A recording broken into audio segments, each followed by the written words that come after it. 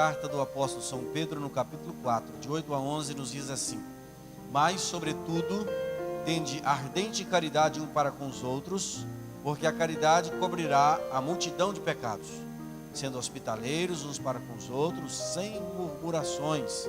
Cada um administre aos outros o dom como recebeu, como bons dispenseiros da multiforme graça de Deus. Se alguém falar, fale segundo as palavras de Deus. Se alguém administrar, administre segundo o poder que Deus dá, para que em tudo Deus seja glorificado por Jesus Cristo, a quem pertence a glória e poder para todos sempre. Amém. Deus e Pai, fale conosco nesta manhã, segundo o seu querer, o seu propósito, cobrindo as nossas necessidades. É o que pedimos em nome de Jesus. Amém. Irmãos, às vezes nós, enquanto igreja, e até mesmo os pais, cometem este erro, essa gafe. Às vezes dizemos às pessoas que elas precisam mudar de vida. Essa vida que você tem levado pode te trazer dificuldades, você precisa mudar. Mas nem sempre nós falamos em que áreas há problema e como a pessoa irá substituir os vícios que ela tem por novos hábitos. Nós precisamos fazer isso. A Bíblia, irmãos, ela é muito prática, é um livro muito prático. E olhando para a palavra de Deus, ela sempre nos orienta de maneira prática como é que nós vamos trabalhar estas questões na nossa mente, no nosso coração, como um propósito de vida. E nós estamos estudando essas cartas de Pedro. Estamos na primeira ainda, vamos passar para a segunda em fevereiro, se Deus assim o permitir. E ele anteriormente, no estudo nosso anterior, Pedro diz que Cristo morreu. E o crente morreu com Cristo. Mas havia o assédio mundano, havia o assédio daqueles que não queriam a nova vida, tentando, persuadindo as demais pessoas para que voltasse para a velha vida. Então esses perdidos estavam, digamos, anunciando para os outros, cobrando dos outros que eles deviam retornar à velha vida. E isso era um problema para a igreja do Senhor Jesus Cristo. Pedro está avizinhando tempos difíceis. Os crentes precisavam ser vigilantes. Os crentes precisavam ser sóbrios. Os crentes precisavam estar atentos, porque as coisas iriam piorar. E Pedro, então, de maneira prática, está falando para aqueles crentes do seu tempo e para nós outros, de como nós devemos viver uma vida cristã aqui nessa terra. E ele, de uma maneira muito prática, nos expõe o tema que quero tratar nesta manhã: em lugar do viver mundando, uma vida de amor, cujos dons glorifiquem a Deus. Primeiramente, irmãos, o amor em forma de hospitalidade está inserido nos versos 8 até o verso de número 9. Irmãos, o amor, ele é o antídoto dos males mundanos, diz-nos o texto. A palavra de Deus nos diz em 4:8: Mas, sobretudo, tende ardente caridade. Ardente. Eutós, HP, amor extenso. Tende um amor longo. Tende um amor comprido. Um amor fervoroso. Algo que as pessoas notem.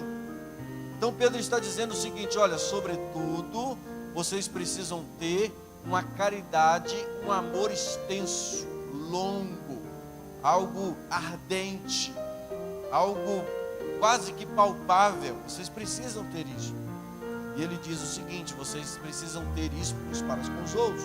Isso parece estar completamente de acordo com aquilo que Jesus orou lá na oração sacerdotal em João 17, que os discípulos precisavam ser um, pois o mundo veria que havia algo diferente no seio da igreja quando os discípulos pensassem da mesma maneira, vivessem uma vida comum, tivessem uma vida comum. E isso pelo Espírito Santo. Então Jesus está orando ao Pai para que os discípulos fossem fortalecidos, abençoados, para que fossem unidos. Então, irmãos, essa unidade em amor, ela é muito necessária para uma vida da igreja, para uma vida em família. Nós precisamos ter isso, irmãos, amar uns aos outros. Irmãos, sem amor a coisa fica muito difícil.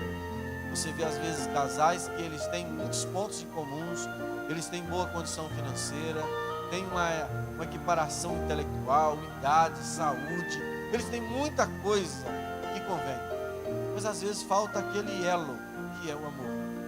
O amor é muito importante, irmãos. Ele é necessário e imprescindível para a vida como um todo, mas na vida cristã de uma maneira muito especial.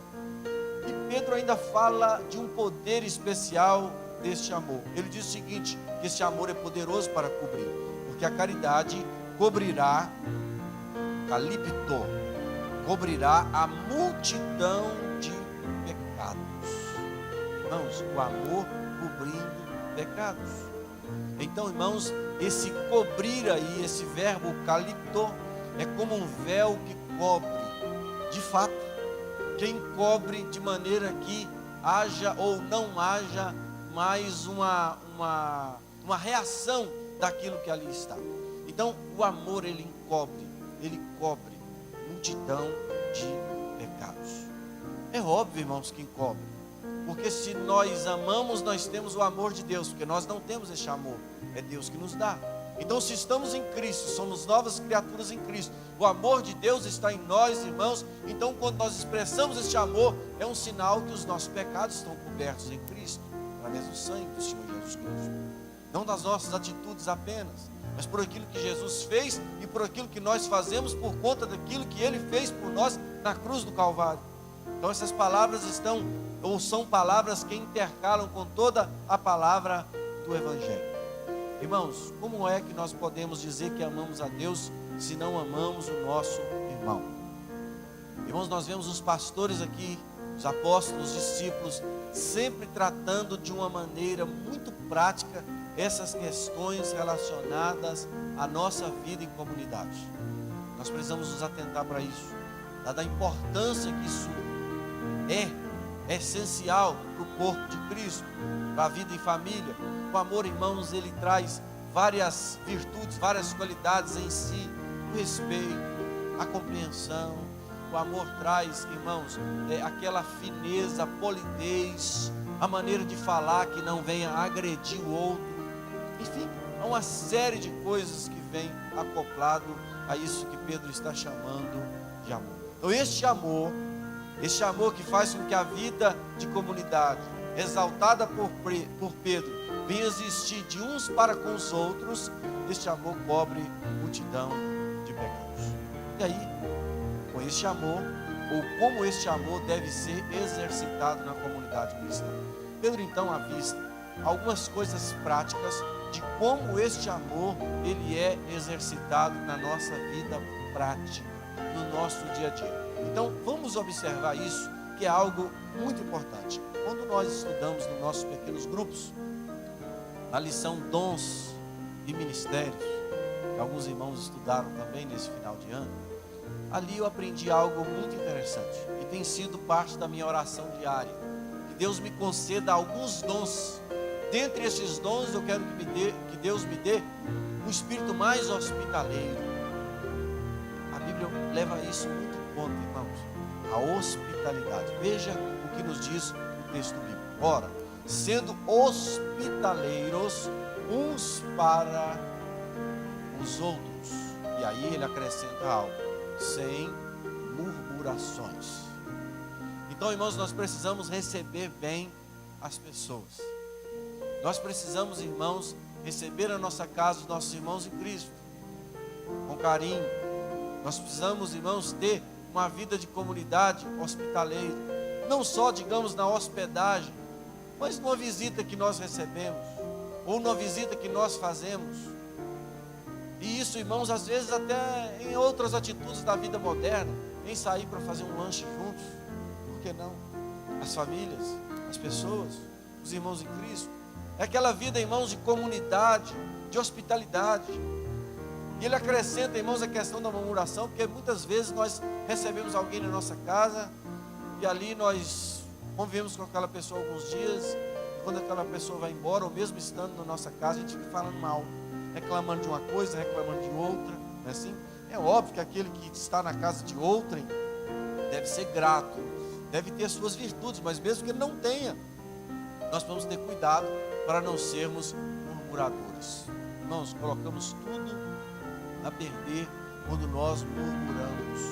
quando nós, irmãos, reclamamos, ficamos conversando tacitamente ou nos cochichos, reclamando de determinada situação que inclui aqui a hospitalidade. Então, esse amor prático que a igreja deveria exercitar de uns para com os outros, é um amor que seria vivenciado na hospitalidade. Irmãos, então se eu recebo alguém em casa com carinho, com apreço, com respeito, com dedicação, é um sinal de que eu amo essa pessoa.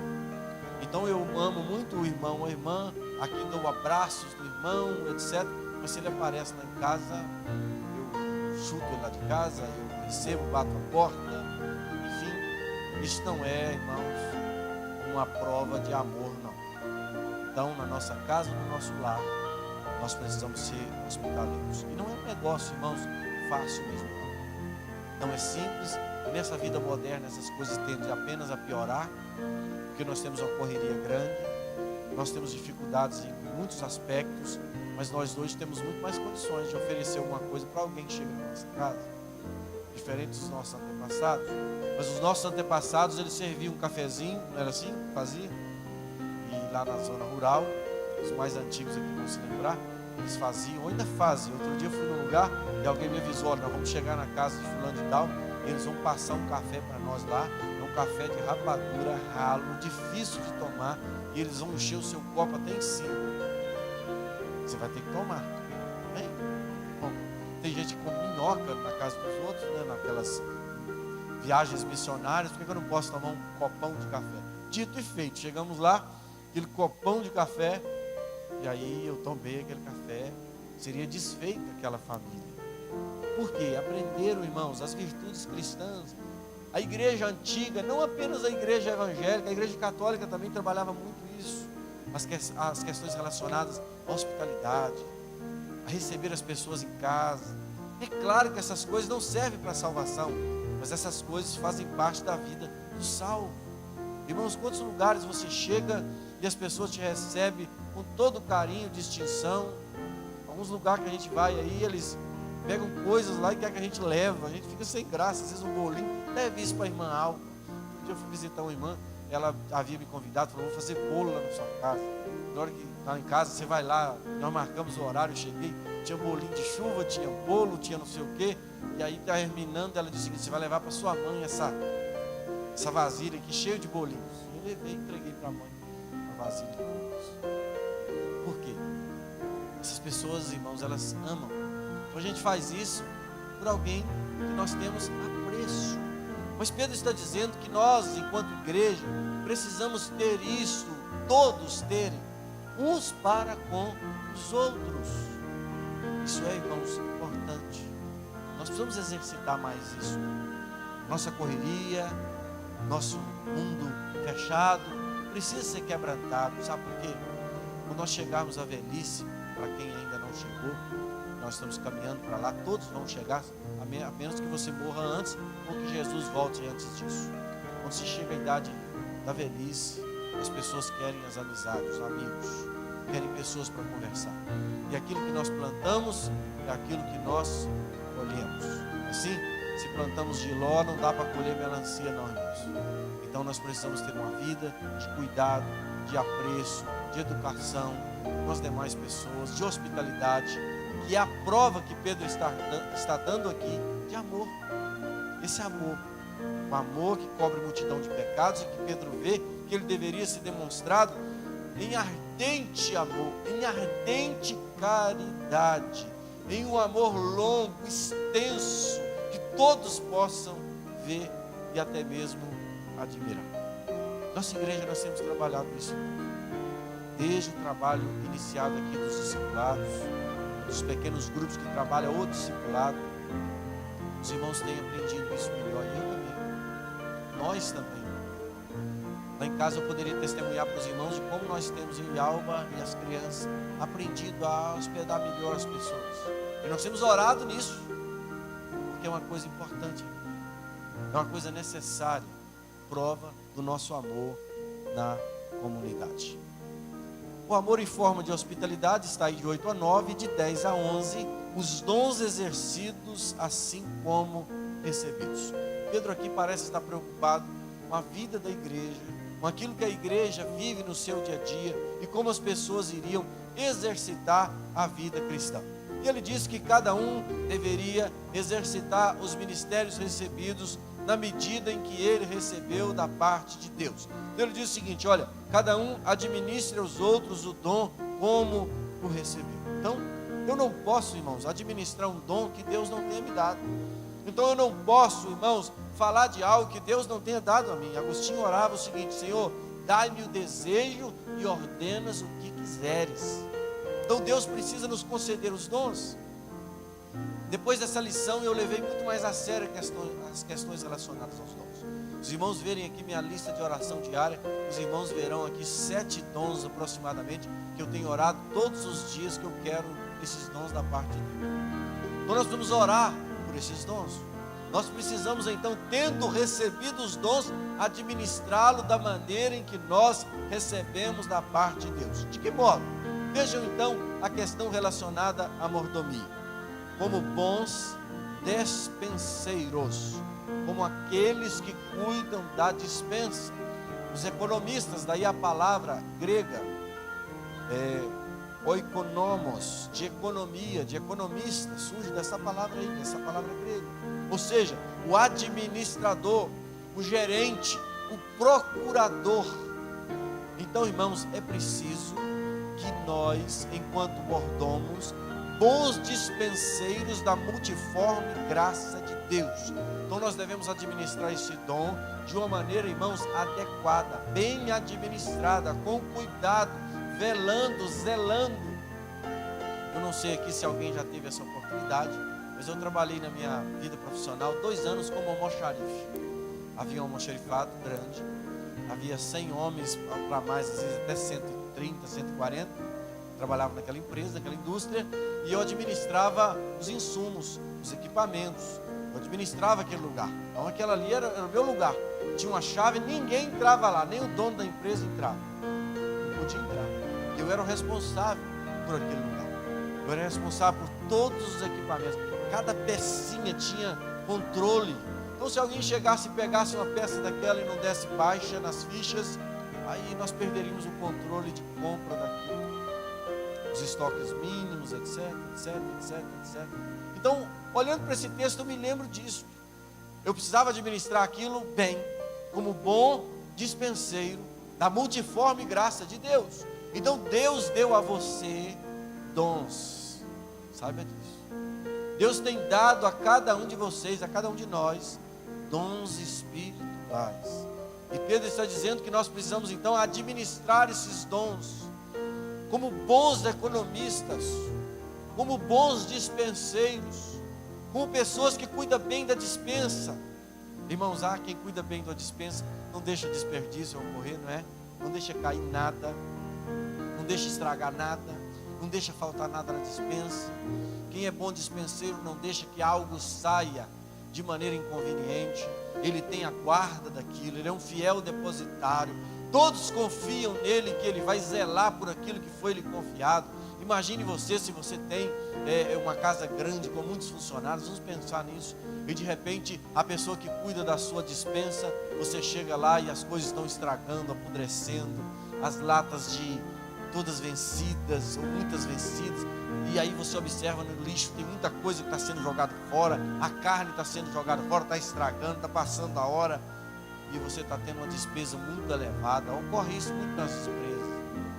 Tem ocorrido muito isso no nosso país, não tem? Os ratões estão guardando a nossa dispensa como maus dispenseiros, né? São bilhões e bilhões da saúde, da infraestrutura, bilhões que estão indo para o ralo. São maus dispenseiros. Aqui Pedro está dizendo, não, vocês precisam administrar como bons dispenseiros da multiforme graça de Deus. Então Deus nos dá dons espirituais. Então Pedro parece que usa aqui de uma estrutura chamada particularização.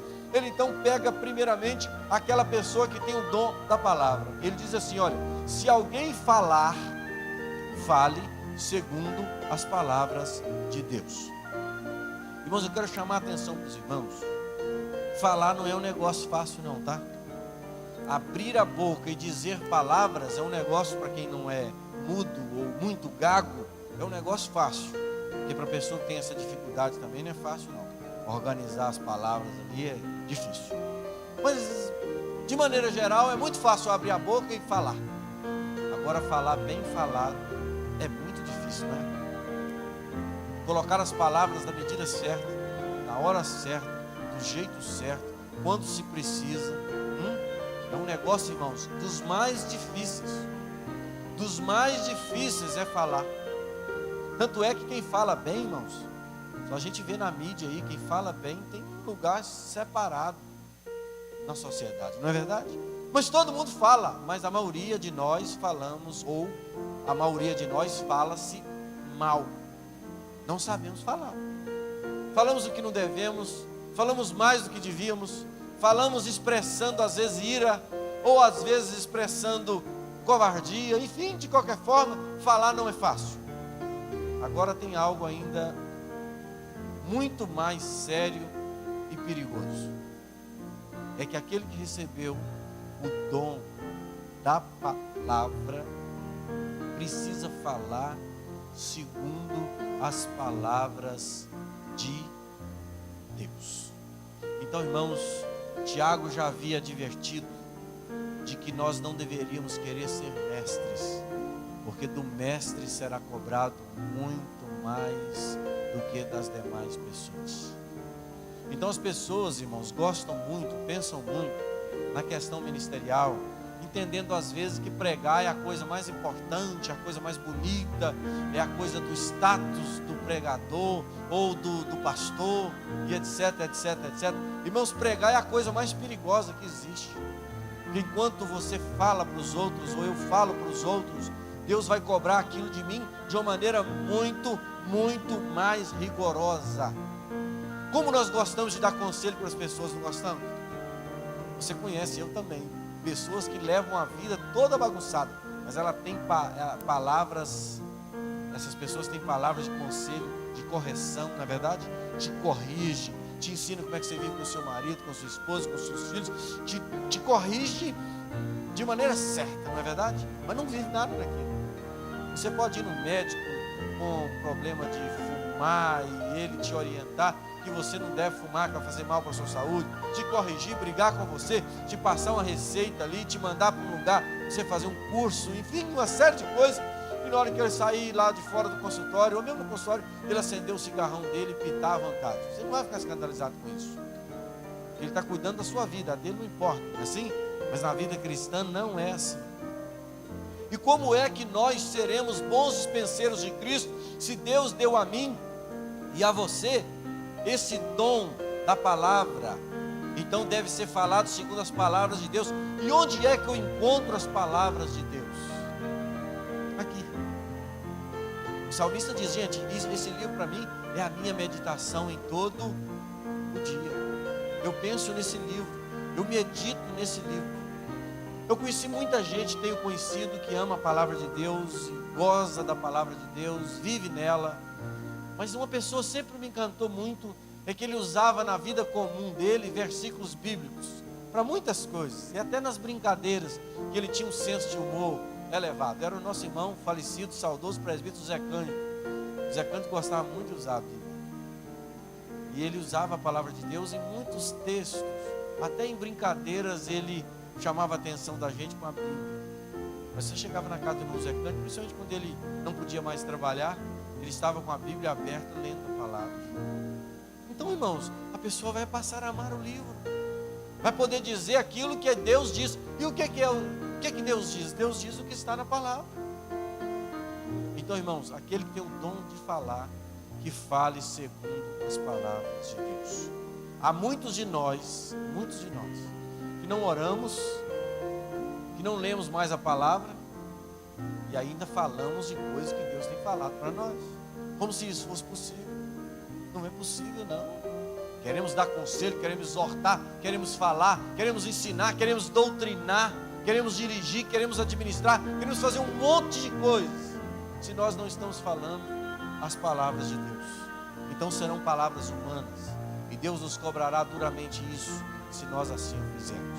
Então, quem tem o dom, tá? Os textos, estão todos os textos aqui, ó. Administração do dom, como recebeu, que seja feito como os bons economistas da multiforme graça de Deus. E aí ele vai, digamos, particularizar, pegar alguns exemplos para oferecer à igreja e a nós outros aqui, como é que nós devemos fazer. Então ele pega aquela pessoa que tem o dom, digamos, o dom da pregação. Então, se alguém falar, fale segundo as palavras de Deus. E aí ele fala de administração também. Se alguém administrar, administre segundo o poder que Deus dá. Irmãos, a igreja, ela tem muitas áreas que os irmãos, a maioria até desconhece. Essas áreas da igreja, elas dão muito trabalho. É a área administrativa da igreja. São as reuniões de conselho, de junta diaconal. São as reuniões, irmãos, relacionadas a documentos. A igreja funciona, do ponto de vista legal, como uma organização secular, sobre muitos aspectos de direito, talvez público e privado, uma mistura dos dois, isso é discutível, mas o que eu quero chamar a atenção é que a igreja responde ao poder público. Nós, todo ano, temos aqui uma assembleia para aprovar as contas da igreja. Nós temos aqui eleições para levantar os irmãos que irão representar a igreja, do ponto de vista legal, inclusive. E esses irmãos, então, eles se levantam, eles são levantados por Deus, cremos assim. Então nós precisamos administrar, irmãos, segundo o poder que Deus dá, como bons dispenseiros. O ser bom dispenseiro serve para todos aqueles que têm administração dos dons. Irmãos, às vezes no nosso presbitério, chega-se lá, atas para serem aprovadas, livros, atas mal feitas, conselhos que não fazem suas atas, conselhos que se reúnem a bel prazer do pastor, conselhos que se reúnem sem um quórum mínimo, conselhos, irmãos, que fazem um trabalho feio. Ah, irmãos, no grande dia isso será cobrado. Ah, mas era apenas uma ata. Não, não era apenas uma ata. Era uma ata da igreja de Cristo. E que Deus te deu o dom para fazer, então, que fosse feito. O dom de trabalhar na tesouraria, nós temos aqui os nossos irmãos, nosso irmão Presidente Jorge, que é o nosso tesoureiro. Então ele precisa servir ao Senhor, como tem servido, como fiel e bom dispenseiro na causa do Senhor. O dinheiro, irmãos, é tratado com moderação, com cuidado, dentro da legalidade. Tem que ter aprovação, principalmente para valores mais altos. De modo, irmãos, que essas coisas, irmãos, são combinadas. Então a administração, aquele que administra, administra segundo o poder que Deus dá. Porque quem administra tem poder, que Deus investiu. Irmãos, na empresa que eu trabalhei, 17 anos, 2 no almoxarifado, 6 meses na produção, depois dos 2 anos no almoxarifado, e o resto como administrador, principalmente em finanças. Os meus patrões não sabiam que dinheiro eles podiam pegar no cofre. Eles não sabiam. E às vezes eles chegavam para mim e falavam assim: eu preciso de um vale de tanto por dia tal. Tem jeito? Eu falava não. Eles não falavam nada. Não tinha. Não podia. Às vezes eles perguntavam: mas o que é? Como é que estão as coisas aí? Aí eu ia explicar: nós temos um documento duplicado para pagar de X valor, o recurso todo é para isso, etc. Então dá para que dia? E às vezes eu falava: agora não tem jeito nem de te falar que dia, vamos ver o dia tal, eu te falo, à tarde eu te falo. Falava, olhava lá e via para quanto que era que podia fazer um vale lá, um determinado vale. Então eu era o quê? Um fiel depositário. Eu tinha que administrar, mas eu tinha o poder, não tinha?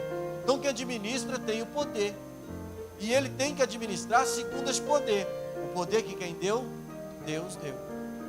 Irmãos, eu vejo esse pessoal, eles acham que estão ganhando, tendo grandes lucros, indo servir ao poder público para poder usufruir do dinheiro, etc. Tendo, irmãos, temor e tremor. Tem gente que tem medo de nada, não tem medo de nada, os riscos, os problemas, as dificuldades. Nós temos que temer, irmãos, as consequências do nosso erro, do nosso pecado. Deus usa isso para nos manter na linha. Mas nós precisamos realizar cada ato nosso, na nossa vida pública. Quem está lecionando, que é um trabalho hoje, não é só difícil de ser realizado, é muito difícil, quase impossível de ser realizado com prazer, dadas as dificuldades que tem se enfrentado nessa sociedade maligna, de vício de pessoas que não são dominadas, que não são colocadas no devido lugar, crianças rebeldes, contumazes, enfim. Professores têm que fazer para a glória de Deus, o pedreiro tem que fazer para a glória de Deus, seja o engenheiro para a glória de Deus, seja o médico para a glória de Deus, seja o pastor para a glória de Deus. Outro dia eu ouvi o pastor Hernandes Dias Lopes dizendo, nessa nossa viagem a Poços de Caldas, que um pastor muito preparado, um homem conceituado, o procurou e disse assim: pastor, eu preciso de ajuda porque eu faço tudo da igreja, prego, monto os meus sermões, os estudos, administro, faço tudo da igreja, mas perdi completamente a paixão pela igreja. Para mim virou um negócio profissional, sem paixão, sem amor. Isso é possível que ocorra? Possível. E tem muita gente realizando a obra de Deus sem Deus. E é possível fazer isso? É. Principalmente depois que se aprende. É muito fácil de fazer. Mas isso não glorifica a Deus. Nós temos que fazer tudo. Exercitar os nossos dons. O dom da hospitalidade, não é? O dom daquele que tem o dom para administrar, o dom da palavra. Tudo isso para a glória de Deus. Irmãos, não adianta pedirmos a Deus que apenas limpe a nossa casa. Não. Nós oramos: Senhor, limpa o meu coração. Aí o Espírito Santo vai lá, usa o sangue de Cristo e limpa o nosso coração.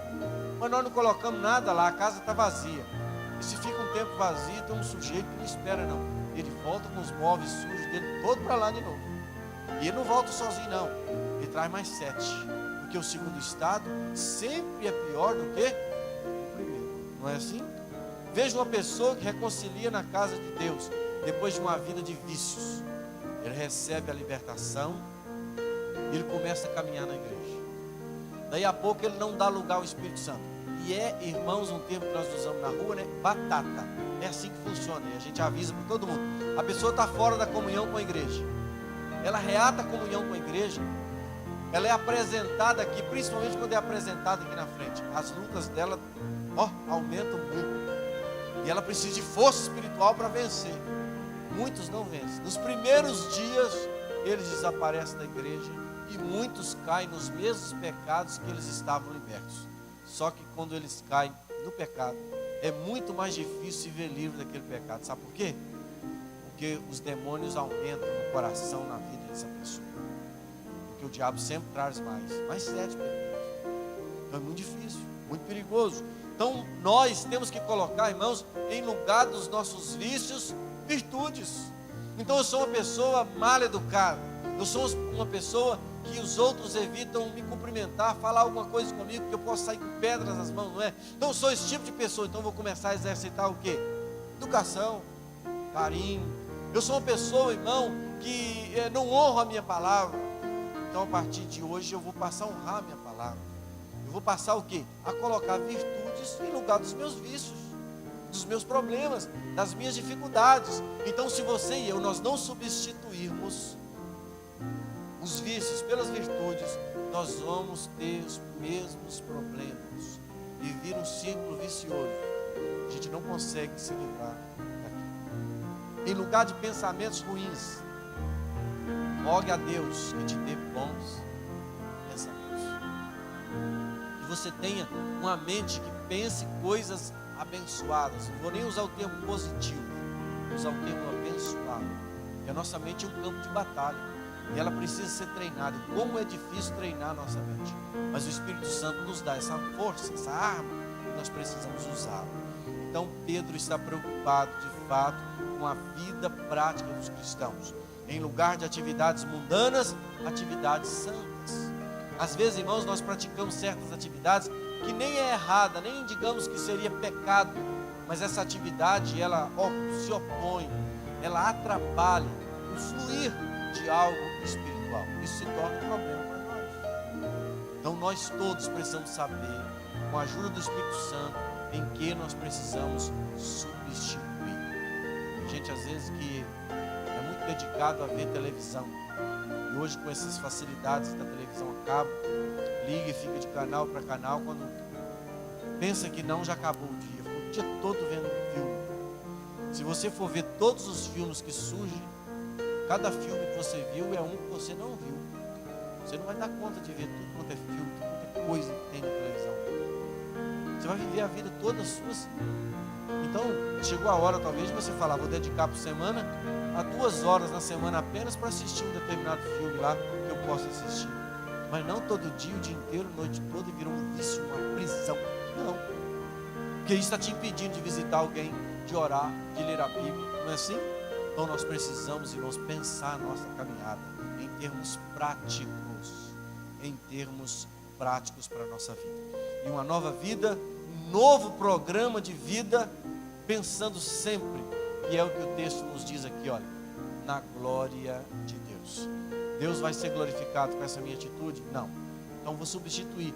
Substituir por quê? Por qual algo? E aí Deus vai me direcionar naquilo que eu preciso ser direcionado.